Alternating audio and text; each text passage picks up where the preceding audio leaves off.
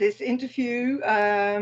Well, our first question, of course, is can you describe your career your career path within THUAS a little bit?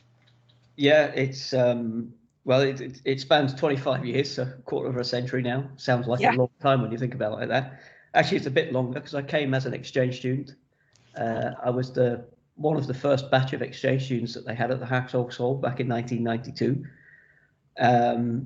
And I liked the place at that point and decided that I'd like to come back. So I went back to the UK, finished my degree, came back to the Netherlands, did my master's in Amsterdam, and then ended up phoning the THUAS to see if there was a job. The first tasks I had were silly tasks, really, taking international students out to bars and social program. Okay. And then I ended up teaching. Yeah. Politics courses. The manager of the program at the time was a bit of a slave driver, so I ended up teaching 10 courses in one semester, which was an interesting experience because it was the same students for pretty much all 10 courses, so you could just do what you wanted. And slowly through the ranks, ended up coordinating different projects, coordinating internationalization, became a team leader, became a program director, became a faculty director, and now a member of the board for the last three years, since September 18. Yeah, a great career. Well, I've seen virtually every corner of the organization. Yes, so that's a nice thing. So, Raj, you have quite an impressive career within THUAS, and you just said, you came from the UK, you studied in different places, you coordinated internationalization. Can you explain if and how your international and intercultural competences had impact on the success of your career? That's a tough question because to be perfectly honest with you, it's not necessarily that I come from a different country that helps me, and it's not necessarily that I've worked with international universities that have helped me. It's more the context of the program of European Studies and the environment within that program, in that we have, I should say you in this respect, have always had students from all over the world, and this is the most interesting aspect, staff with many different types of experiences as well. So we have staff from all over the world, but also staff, the Dutch staff that would have lived in different countries or had experiences of different countries as well.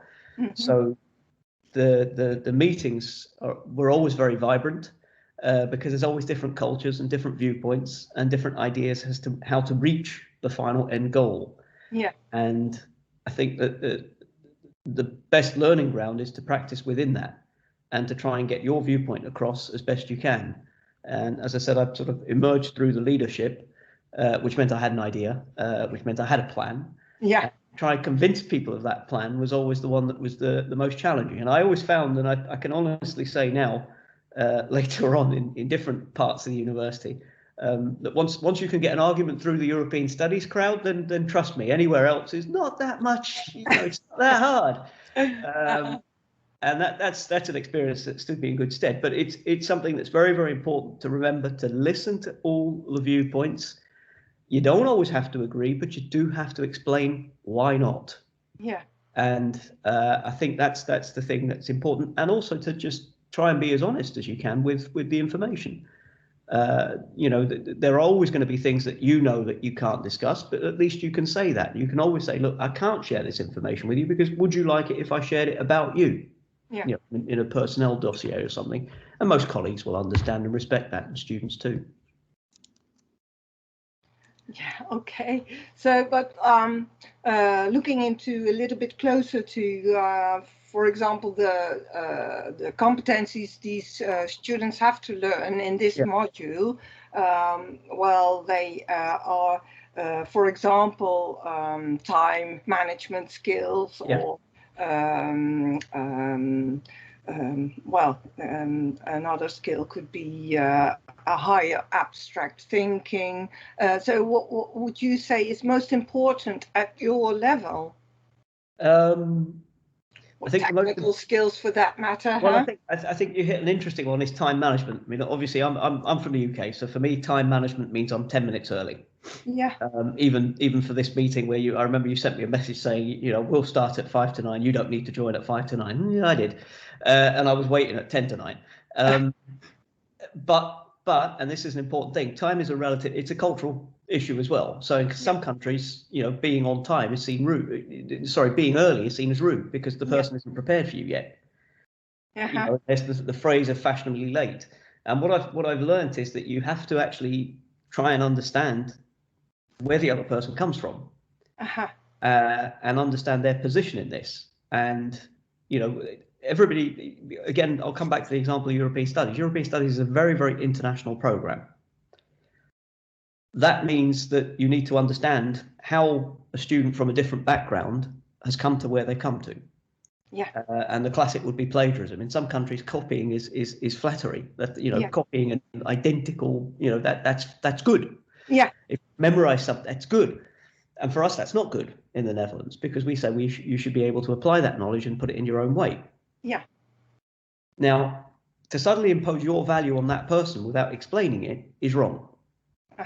But the rule book is, we're an international program, but we're in the Netherlands, which means we're governed by Dutch law. So that's the code. And for me, that's in a sense the moral of the story, is that you must always try and understand where the other person comes from, but you have a certain code set of values, but you need to explain that to somebody. And again, as a foreigner living in the Netherlands, that's something that you learn the hard way. There's sort of hidden parts of culture that you don't have the faintest idea how that works. A Dutch birthday party, for example, when I first walked into one, I didn't realize I was supposed to say happy birthday to everybody. But you're supposed to. And these are the things that I think as a study program, what we can help our students do is understand how to pick up on those hidden messages. And those will give them a skill set that is invaluable, because most people don't realize that occurs. Most people don't understand that occurs. And particularly in the management and leadership of organizations, these are practices that become more and more hidden as you go up. Meeting cultures and the practice of not interrupting, or the practice of putting your hand up and stuff like that. And I think that these are things that are very important for leaders and managers to be able to understand, and particularly more so now because of Corona, because of the fact that we don't actually have to be in the same room. Of course, we've always had video conferencing and so on, but nobody ever did it. Now it's practice every day. And linking to the other part of the world happens every day. And that means that skill becomes even more invaluable. So, Raj, you told me and asked just that understanding the other and understanding the so-called hidden culture is more difficult the higher you go up in the management hierarchy. And can you maybe give an example of one of these hidden things which you have seen as being a top manager? So, and especially, how did you figure out, because there are less top managers, so it's harder to learn. I mean, there are many team leaders, so you can ask another one, how does it work? But you're in a team of 3. Yes. Well, I mean, I don't have to go too far in my memory to think of that. The first Save Bay meeting that I sat in on, the first thing is that you sort of, it seems very strange. You say there's only 3 people in the room. Actually, technically not. There's the secretary and there's the secretaris. What's the difference between those two? Okay, the secretary is taking the minutes, and secretaris is more of a policy position. Okay. So there's the 4 of us in the room. The 3 of us as the board, secretaris, and the secretary that's taking the minutes. So there's 5 people in the room. And one of the things is the ways in which decisions are taken. You've got, and I know that obviously it's supposed to be in English, but there's certain things I don't even know what the words are in English. But you have a besluit, and you have a voorgenomen besluit, and you have it's like 8 different types of decisions, and I have no clue how this works. And you can imagine the first 10 sort of minutes, I'm sort of sat there, and some of the pieces are inanely boring to read. I mean, on average per week, we get around 400 pages to read for the Tuesday meeting, and we get them on Friday morning. So straight after this, that's what I'm going to start plowing into. And there's so many hidden things in there that you have no clue. Now, what did I do? Ask, simply. I just put my hand up and said, does anybody actually have the faintest idea that no one outside this room cares what we're doing? Which was a bit of a shock to the other 2 in the room. And I just simply asked. And I was lucky enough at the time that my 2 colleagues, Leonard was there at the time, just sort of laughed and explained. And still to this day, there are times when I don't know whether this should be a voorgenomen besluit or a besluit. So you have to ask. And that, I think most people want to share their experiences at whatever level they're at. People like to tell a story, and that's, I think, the most important part of it. To not be afraid to ask, and to not just pretend that you know the answer to it, because you'll get found out. And the problem got even worse last year, unfortunately, when Leonard left, and I was made acting president, which suddenly meant I had to chair these meetings. Yeah. Which meant I had to know whether it was a voorgenomen besluit or whatever. And I'm like sort of looking, thinking, I need help here, because this is not my forte. I'm a politics teacher. This is not my. And luckily, the colleagues are happy to help you. And I think that's the point, is to look for support and ask for that support. And that's, I think, the most invaluable advice that I could give to any students, is that if you're in a situation where you just don't know, ask. Yeah. There is no stupid question. And the funny thing is, what we found along the way is that if somebody couldn't explain to me why we were doing something, we actually then sort of questioned why we were doing it. Mm-hmm. And that's not a bad thing, because it can then change as to what the actual goal of what you're trying to achieve is. Yeah. Talking about goals and strategies, how would you say is THUAS formulating these goals and strategies and transforming them towards the first floor, the floor where the students and lecturers are? Well, there's two levels in effect. There's one that we have to do, which is the sort of legal requirements and the compliance. And those are things that aren't the most exciting, unfortunately, but they're stuff that we have to do. So there are certain documents that you just have to do. And in that respect, you try and spend as little time on those, because they're not, nobody's world is changing from those. No. As an organisation, we're a tremendously ambitious organisation. You'll know this, because we try and do so many different things. And perhaps one of our weaknesses, although I would argue it could be a strength as well, is that we try and do so many things and we spread ourselves too thinly in that respect. Mm-hmm. That makes it hard, because the focus is sometimes in different directions and so on. And what we've tried to do what we've tried to do for a while, but we've now sort of found a way of saying, okay, we're going to focus on four main things. Yeah. So whatever policies that we have, whatever ideas that we have, we test case them according to four main things. One of them is the quality of education. Yeah. Now, that's a rather strange thing. We're an education institution. That should always be number one of our list. Yeah. It is. But the word quality changes, of course, through time. Mm-hmm. When I started 25 years ago, quality education was telling a good story in front of a group of students and classical lecturing. Today, that's changed. That isn't the same as it used to be. So quality of education is a dynamic that keeps changing. We need to change with it. With that comes innovative practices. Do things differently. Mm-hmm. Try and challenge our students to think in different ways. Try and vary the way the program is developed and delivered to them. The third, and this is a very important one, is to look after the welfare of your staff and students as well. Mm-hmm. Happy students, happy staff, make for a happy organisation, and that means it will achieve far more. Yeah. So we need to look at doing things like that as well. And then the final one, of course, is the intake, because that's the lifeblood of the system. Mm-hmm. We don't get students, there's no point in doing the other three. Mm-hmm.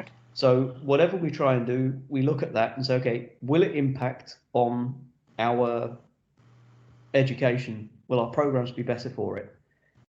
Does it increase the workload? Now, this is also a struggle, because, for 25 years I've been in education, and workload is an issue, work pressure. Yeah. Work pressure will never go away. No. But making work more pleasurable can help with the work pressure. Mm-hmm. And these are delicate balances. An example of how we do this, we wanted to have an automated system for archiving administrative pieces. Mm-hmm. And this is very good for one department of the university. But the practice would be to roll it out for everybody. Does it help everybody? No. Well, then we're not going to do it.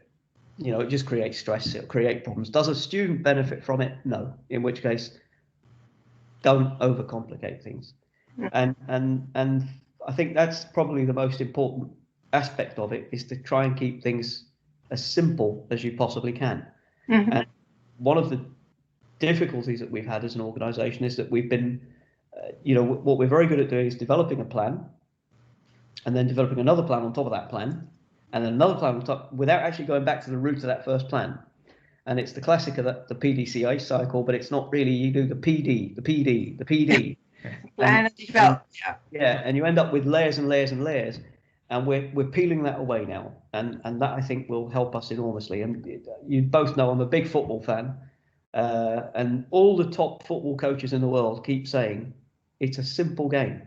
It's when you start trying to do things complicated that it goes wrong. Yeah. So you need to kick the ball into the goal. And pass it to the guy next to you instead of passing to the guy that's hidden behind 50 other people. Yeah. So, Raj, you mentioned the PDCA cycle. For our students, that's the plan, do, check, act cycle, or Deming quality cycle, which organizations use to ensure that objectives are achieved. So you're actually saying, we're really good in making plans. We start doing plans, and then instead of checking if we're doing the right thing and maybe changing the plan, you immediately start changing the plan. Yeah. Well, historically, that's what we were very good at doing. Yeah. And as an institution, I would say some programs are very different in that, but as an institution, and the midterm review that we had in 2017 showed that, and the ITK, the institutional audit that we had last year, also said you're very good at making plans, but you need to carry them out. And I think a classic of this right now would be the educational vision. So we have an educational framework and vision. Let's change, it's called, and it's the principles that we want to apply to all our study programs. And there's a whole debate about how should that be done, etc., etc. And the fundamentals is that a program is a program, but what makes a program? For example, we have built environment in our institution, and there's built environment in Utrecht. The characteristics of the Haagse Hogeschool are in our educational framework, which means the built environment in our institution should have certain qualities that would be different to in Utrecht. If all the programs were the same, why would you go to an institution? So that's why we need to have a framework. That's why we need to have a vision. We have it. It was written in September 2000, or it was implemented, came out in September 2017. And that vision is? The vision is basically the whole thing of using global citizenship, internationalization, network, having an active curriculum, so it's not just theory based, it's practice, using local stakeholders and so on. So that it's a very clear idea as to why we are the Haagse Hogeschool. Yeah. The thing about it is that we have it and we start implementing it. And the document itself has maybe a 5 or 6 year span, and then you have to reassess. Yeah. The thing is, instead of making the reassessing the check, what was wrong with the original one, how did it work, and so on, we go straight to a new one. Yeah. And that's where we go wrong. Yeah. Yeah. And so we're changing that. Okay.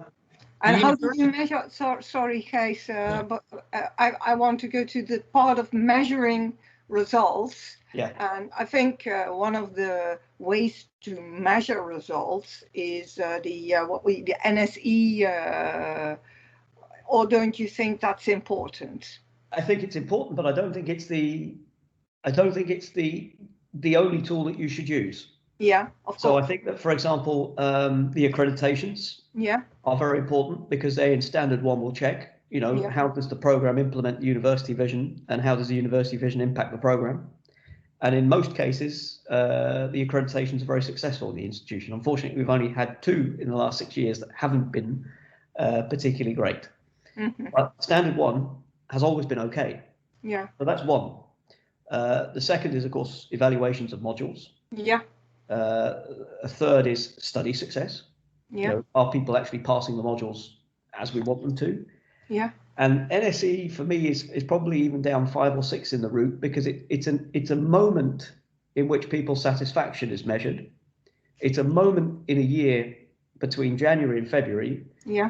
Particularly, as we know, a tough part of the year, not just for the reasons that it's cold and it's grey and it's dark, but it's also in between semesters. Yeah.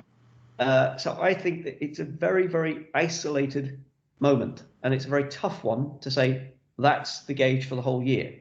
Mm-hmm. I think if the NSE was measured 3 times a year, then we might have a different way of looking at it, because you're measuring the happiness at the start of the year, in the middle, and at the end. You're measuring in the middle, and I don't know if that's scientifically correct. So I would always argue it's a good indication, but it's not the only one. Okay. Yeah. So, Raj, what not everyone knows is that besides being a member of the board, you're still a politics lecturer. Yes. So you are in contact with students every semester or every period. Does that influence how you see certain plans or certain visions from THUAS? Yes. Do you use the contact with the students to maybe adjust plans? Yeah, no, absolutely. Absolutely. But it's not just with the classes. I mean, I have contact. I try to, because of course the students, I teach in the European Studies program, as you've just mentioned, and European Studies has a very particular type of student in that, you know, they come from a liberal arts background, and they have a different mindset to, for example, a student at the Faculty of Health, Nutrition and Sport, or the Faculty of Technology, Innovations, and whatever it is, TIS, the science ones. So I have contact with students from right across the organisation, because I think the different backgrounds and the different sort of mindsets are also important in our policy making. But without doubt, for example, during the Corona crisis, one of the things that was very, very important was to look at how students are reacting to the online teaching.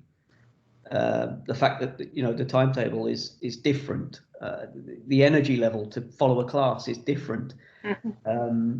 You know, the fact that we kept the building open because some students just simply can't do this at home. So yeah, no, absolutely, without a shadow of a doubt, I think every step of the way, that, as I said right at the start, that we try and look at how whatever policy we have, how will that affect our main stakeholder. The problem with that is that people might say, okay, that's only positive things. No, sometimes it can be negative too. We can't be, we're not in utopia, so sometimes we will make a decision that won't necessarily be positive, but we do look at how it might impact on them and how we can minimize that damage. For example, the curfew, you know, we are, as an institution, we can have some exemptions, but those exemptions aren't worth it. So we choose to follow the clock and close at 7 o'clock for educational activities. But without the contact with students is very, very important. What I can say that has been, I don't know if that's an influence down to me, but certainly my two other colleagues also now have so-called student panels, where once a month they will meet with at least somewhere between 8 and 10 students, depending on timing and so on, from across the institution, to find out how their experiences are as well. Okay. Thank you. So without a shadow of a doubt, it's very, very important to make sure that you know what your main stakeholder does. By that same token, you need to talk to teachers too. So we don't just talk to the layers of management, but you'll talk to people, colleagues, and find out how they're going through things as well. Time's running up. Yeah. So you already gave a golden tip to our students, you know, whatever level of management you're in, or even if you're not in management, ask. And you said ask and listen. Yeah. Is there another, you know, advice you might have for our students, which probably are becoming future managers? Is there something you would like to give to them? Yeah, it's a tough one. I think the most important thing is to remember why you're doing something. So as you say, ask is important, but don't just ask at one level. Ask at many different levels. Ask the stakeholders. You know, ask the people who are being impacted in the decisions that you're making.